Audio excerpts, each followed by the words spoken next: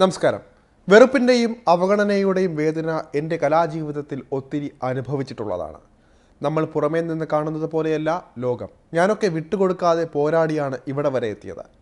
മലയാള സിനിമയുടെ ചരിത്രം തിരുത്തിയ നടൻ കലാഭവൻ മണി 2005 ഒരു അഭിമുഖത്തിൽ പറയുന്നതാണ് ഈ വാക്കുകൾ. ഇത്രയും വർഷങ്ങൾ കഴിഞ്ഞിട്ടും കറുപ്പ് വെളുപ്പ് ദ്വന്ദ്ങ്ങളെക്കുറിച്ചും ജാതി വിവേചനത്തെക്കുറിച്ചുമൊക്കെയാണ് സംസാരിക്കുന്നതെങ്കിൽ എത്രമാത്രം പിന്നോട്ട് പോകുന്നു മലയാളി എന്ന വ്യക്തം. അതിൻ്റെ ഏറ്റവും പുതിയ തെളിവാണ് കലാഭവൻ മണിയുടെ സഹോദരനും നൃത്ത കലാകാരനുമായ RLV രാമകൃഷ്ണൻ ഇപ്പോൾ നേരിടുന്ന അധിക്ഷേപം. RLV രാമകൃഷ്ണൻ്റെ അതിജീവന ജീവിതത്തെക്കുറിച്ചാണ് ന്യൂസ് ഇൻ ഡെപ്തിൽ.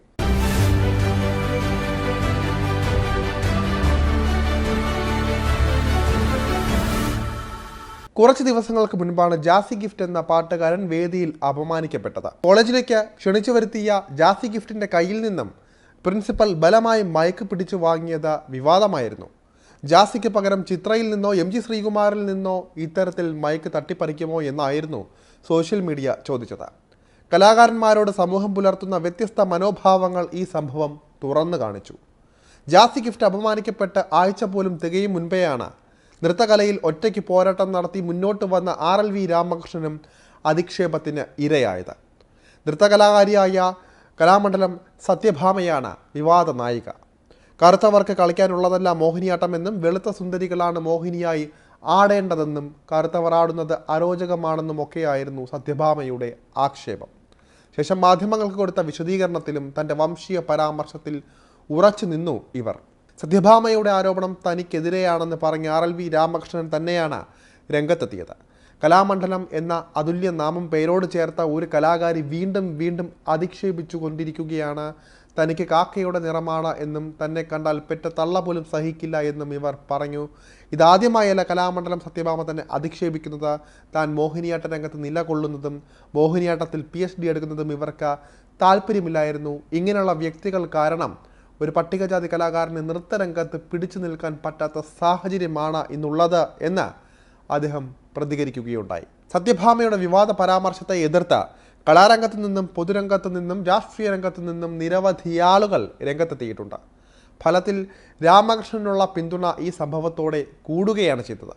കലാഭവൻ മണിയുടെ സഹോദരൻ എന്ന ടാഗ്ലൈനിൽ മാത്രം ഒതുക്കപ്പെടേണ്ട ആളല്ല MG സർവകലാശാലയിൽ നിന്ന് മോഹിനിയാട്ടം MAയിൽ 1ാം റാങ്കും പിന്നീട് ഡോക്ടറേറ്റും എടുത്ത ജീവിതം നൃത്തത്തിനായി ഒഴുങ്ങിവച്ച രാമകൃഷ്ണൻ എന്ന കലാകാരൻ.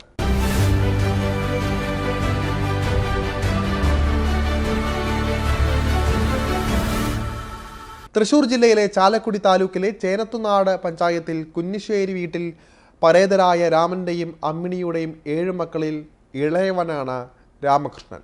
പരേതനായ വേലായുധൻ, ശാന്ത, തങ്കമണി, ലീല, അമ്മിണി, മണി അതായത് കലാഭവൻ മണി എന്നിവരായിരുന്നു സഹോദരങ്ങൾ. കടുത്ത ദാരിദ്ര്യത്തിലാണ് രാമകൃഷ്ണൻ ബാല്യകാലം ചെലവഴിച്ചത്. കൂലിപ്പണിക്കാരനായിരുന്ന അച്ഛന് 13 രൂപ ശമ്പളം മാത്രമേ ഉണ്ടായിരുന്നുള്ളൂ. 10ാം ക്ലാസ്സിൽ പഠനം നിർത്തി ചേട്ടൻ കലാഭവൻ മണി തെങ്ങുകയറ്റക്കാരനായും മണൽവാരൽ തൊഴിലാളിയായും ഓട്ടക്കാരനുമായൊക്കെ ജോലി നോക്കിയത് വീട്ടിലെ അടുപ്പ് പുകയുവാൻ വേണ്ടി കൂടിയായിരുന്നു. പിന്നീട് മണി മിമിക്രിയിലൂടെ സിനിമയിലെത്തി ദക്ഷിണേന്ത്യയെ ഇളക്കി മറിക്കുന്ന നടനായി. പക്ഷേ ആദ്യകാലത്ത് മിമിക്രി കളിക്കാൻ പോകുമ്പോൾ നല്ലൊരു ഷർട്ട് പോലും ഇല്ലാത്തതിൻ്റെ വിഷമം കലാഭവൻ മണി പറഞ്ഞിട്ടുണ്ട്. സമാനമായിരുന്നു അനുജൻ രാമകൃഷ്ണൻ്റെയും അവസ്ഥ. അത്യാവശ്യം നന്നായി പഠിക്കുന്നതിനിടെയാണ് രാമകൃഷ്ണന് നൃത്തത്തിൽ കമ്പം കയറുന്നത്. അന്നും ഒരു ആൺകുട്ടി നൃത്തം പഠിക്കാൻ പോകുന്നതിന് സമൂഹം എതിരായിരുന്നു. ഡാൻസ് പഠിക്കാൻ പോയി എങ്ങനെ ജീവിക്കുമെന്നായിരുന്നു പലരും ചോദിച്ചത്. പക്ഷേ രാമകൃഷ്ണൻ അതൊന്നും കേട്ടില്ല.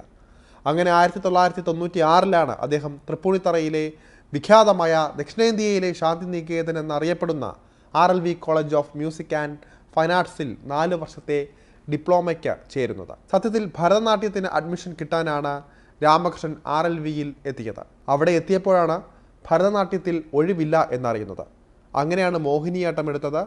ഇൻ്റർവ്യൂവിന് ടീച്ചർമാർ പറഞ്ഞ അടവുകൾ കൃത്യമായി ചെയ്തു. പിന്നീട് അധ്യാപകർ വിട്ടില്ല. പെൺകുട്ടികളെക്കാളും നന്നായി മോഹിനിയാട്ടം കളിക്കുന്നുണ്ട്, അതിനാൽ ക്ലാസ് മാറേണ്ട എന്ന് ടീച്ചർമാർ ഉപദേശിച്ചു രാമകൃഷ്ണനോട്. ആ സമയത്ത് മണി കലാഭവനിൽ മിമിക്രിയുമായി കഴിയുകയാണ്. തുച്ഛ വരുമാനക്കാരനായ മണിക്ക് അന്ന് സഹോദരനെ സഹായിക്കാൻ കഴിയുമായിരുന്നില്ല. ആദ്യകാലത്ത് അടുത്തുള്ള കടയിൽ നിന്ന് കഞ്ഞിവെള്ളം കുടിക്കും, പിന്നെ കൂടെ പഠിക്കുന്നവരുടെ ഭക്ഷണം ഷെയർ ചെയ്ത് കഴിക്കും. രാമകൃഷ്ണൻ പറയുന്നു.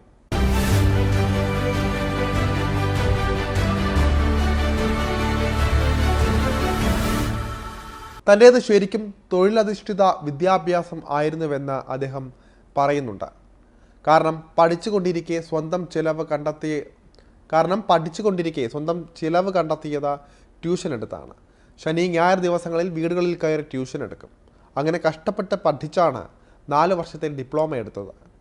അക്കാലത്ത് ഭാഗ്യത്തിന് അവിടെ യൂണിവേഴ്സിറ്റിക്ക് അഫിലിയേഷനായി. അതോടെ ഇംഗ്ലീഷ്, മലയാളം എന്നിവയൊക്കെയുള്ള ഡിഗ്രി കോഴ്സായി നൃത്ത പഠനം മാറി. മോഹിനിയാട്ടത്തിൽ PG കോഴ്സും വന്നു. MG യൂണിവേഴ്സിറ്റിയിൽ നിന്ന് റാങ്കോടെയാണ് PG എടുത്തത്. അത് കഴിഞ്ഞ് മോഹിനിയാട്ടത്തിൽ ഡോക്ടറേറ്റും എടുത്തു.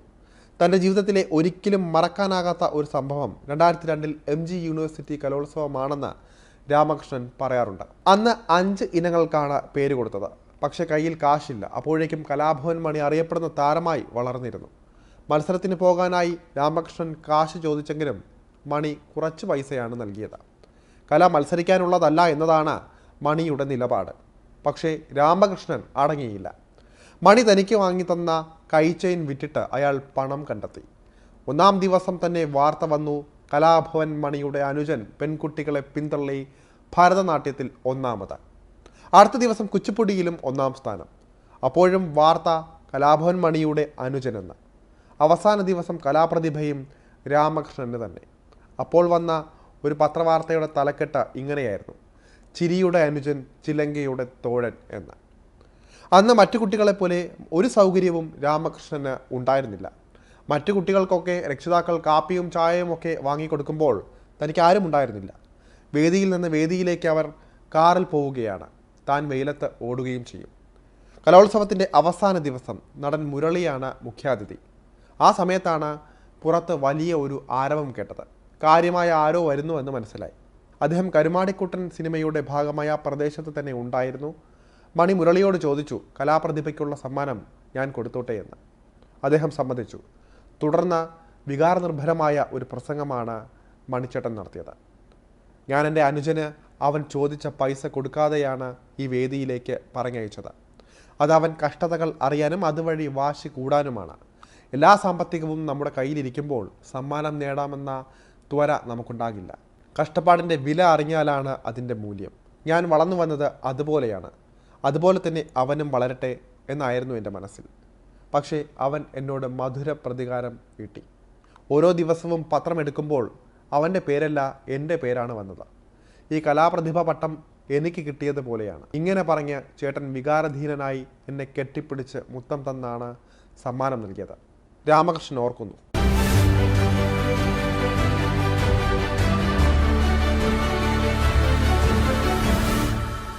ചേട്ടൻ മണി നടനായതോടെയാണ് കുടുംബത്തിൻ്റെ ദാരിദ്ര്യം മാറിയത്. മണിയുമായി പിതൃതുല്യമായ ആത്മബന്ധമായിരുന്നു രാമകൃഷ്ണന്.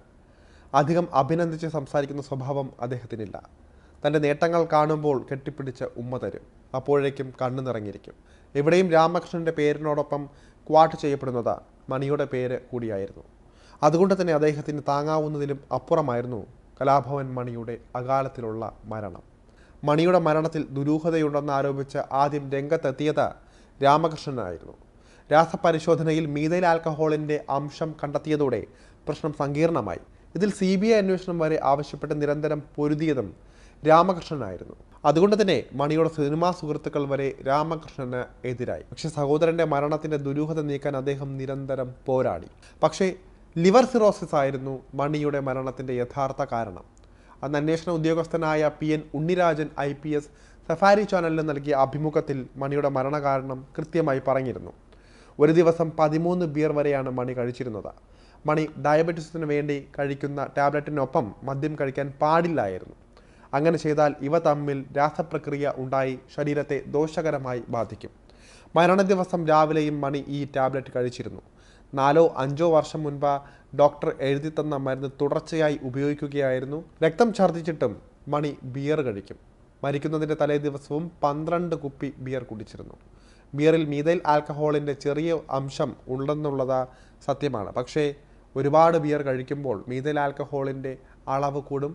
ഒരുപാട് ബിയർ കഴിക്കുമ്പോൾ മീഥൈൽ ആൽക്കഹോളിൻ്റെ അളവും കൂടും. ഇതായിരുന്നു അന്വേഷണ ഉദ്യോഗസ്ഥൻ കണ്ടെത്തിയത്. ജീവിതം ഒരു ഉത്സവമാക്കാൻ തീരുമാനിച്ച മണി പക്ഷെ അതൊന്നും ഗൗനിച്ചില്ലായിരുന്നു.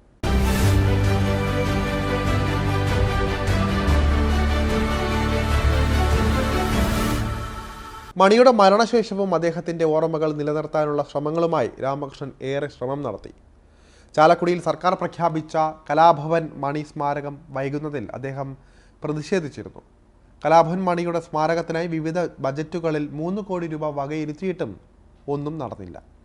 സർക്കാരിൻ്റെ ചലച്ചിത്രമേളകളും മണിയെ അവഗണിക്കുകയായിരുന്നു.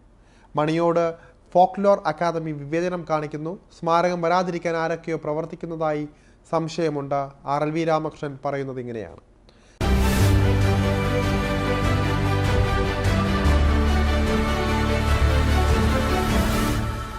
ഇതിനിടെ കാലടി സംസ്കൃത സർവകലാശാലയിലും RLVയിലും അടക്കം ഗസ്റ്റ് ലെക്ചറായും രാമകൃഷ്ണൻ ജോലി നോക്കി. 2002 മോഹിനിയാട്ടത്തിൽ കേരള സംഗീത നാടക അക്കാദമിയുടെ അവാർഡ് നേടി. ദൂരദർശൻ കേന്ദ്രം A ഗ്രേഡ് ആർട്ടിസ്റ്റായി തിരഞ്ഞെടുത്തു. 5 സിനിമകളിൽ ചെറിയ വേഷങ്ങൾ ചെയ്തിട്ടുണ്ട്. ബാംബു ബോയ്സ് ആയിരുന്നു പ്രധാന സിനിമ. 2020 ഒക്ടോബറിൽ രാമകൃഷ്ണൻ്റെ ആത്മഹത്യാശ്രമത്തിൻ്റെ വാർത്ത കലാസ്നേഹികളെ നടുക്കി. അമിത അളവിൽ ഉറക്കഗുളിക ഉള്ളിൽ ചെന്നാണ് അദ്ദേഹം മരണാസന്നനായത്. കലാഭവൻ മണി സ്ഥാപിച്ച കുന്നിശ്ശേരി രാമൻ സ്മാരക കലാഗ്രഹത്തിലാണ് രാമകൃഷ്ണനെ അബോധാവസ്ഥയിൽ കണ്ടെത്തിയത്. ഇതിന് കാരണവും കേരള സംഗീത നാടക അക്കാദമിയുടെ അവഗണനയും വിവേചനവുമാണെന്ന് ആരോപണം വന്നിരുന്നു. കേരള സംഗീത നാടക അക്കാദമിയുടെ ഓൺലൈൻ നൃത്തോത്സവ പരിപാടിയിൽ മോഹിനിയാട്ടം അവതരിപ്പിക്കാനുള്ള അവസരം രാമകൃഷ്ണന് നിഷേധിച്ചത് വിവാദത്തിന് കാരണമായിരുന്നു. നൃത്തോത്സവത്തിന് പ്രോട്ടോകോൾ പ്രകാരം അപേക്ഷയും ബയോഡേറ്റയും നേരിട്ട് ഹാജരാക്കിയിട്ടും അവസരം നൽകിയില്ല എന്നും താൻ കടുത്ത ജാതി ലിംഗ വിവേചനത്തിനിരയായതായും രാമകൃഷ്ണൻ ഫേസ്ബുക്കിൽ കുറിപ്പിട്ടിരുന്നു. ഇതിനുശേഷമാണ് ആത്മഹത്യയ്ക്ക് ശ്രമിച്ചത്. സ്ത്രീകളല്ലാത്തവർക്ക് മോഹിനിയാട്ടം കളിക്കാൻ പറ്റില്ല എന്നായിരുന്നു അന്ന് അക്കാദമിയുടെ വാദം. മുഖ്യമന്ത്രി പിണറായി വിജയന് പരാതി നൽകിയെങ്കിലും ഫലമുണ്ടായില്ല. അന്ന് സാഹിത്യ അക്കാദമി ചെയർപേഴ്സണായിരുന്ന KPSC ലളിതയ്ക്ക് നേരിട്ട് രാമകൃഷ്ണൻ പരാതി നൽകിയിരുന്നു. അവിടെയും അവഗണന നേരിടേണ്ടി വന്നു. താൻ അമ്മയെപ്പോലെ കണ്ട ലളിത ചേച്ചിയിൽ നിന്നുമുണ്ടായ സമീപനം കടുത്ത വേദനയുണ്ടാക്കിയതായി രാമകൃഷ്ണൻ പ്രതികരിച്ചു. കലാപ്രവർത്തനത്തിൻ്റെ യോഗ്യത ഉന്നത ജാതിക്കാർക്ക് വേണ്ടി മാത്രമാണെങ്കിൽ മോഹിനിയാട്ടത്തിൽ താൻ നേടിയ diploma, PG diploma, PhD, MPhil തുടങ്ങിയവ എന്തിനായിരുന്നുവെന്നും അദ്ദേഹം പിന്നീട് ചോദ്യമുന്നയിച്ചു. ഇത്തരം ദുരനുഭവങ്ങളിൽ മനം മടുത്താണ് അദ്ദേഹത്തിൻ്റെ ആത്മഹത്യാ ശ്രമം ഉണ്ടായത്. പക്ഷേ അതോടെ ഈ വിഷയം കേരളീയ സമൂഹം കൂടുതൽ ശക്തമായി ചർച്ച ചെയ്യാൻ തുടങ്ങി. മോഹിനിയാട്ടം സ്ത്രീകൾക്ക് മാത്രമുള്ളതല്ല എന്ന് പ്രമുഖ നർത്തകികൾ വന്ന് പറഞ്ഞു.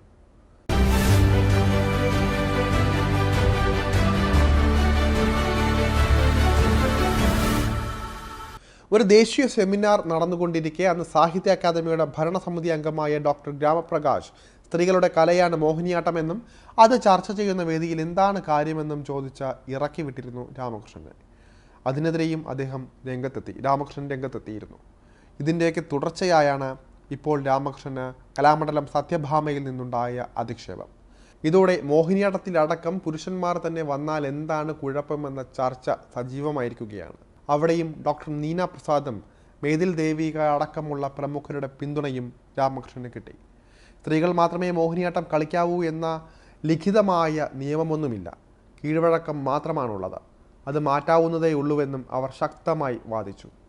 രാമകൃഷ്ണൻ സത്യഭാമ എപ്പിസോഡിലെ ഏറ്റവും പ്രധാന സന്ദേശവും ഇതുതന്നെയാണ്. എന്തിനാണ് കലകളെ നാം ഒരു പരിഷ്കരണവും നടത്താതെ അടച്ചിട്ടിരിക്കുന്നത്?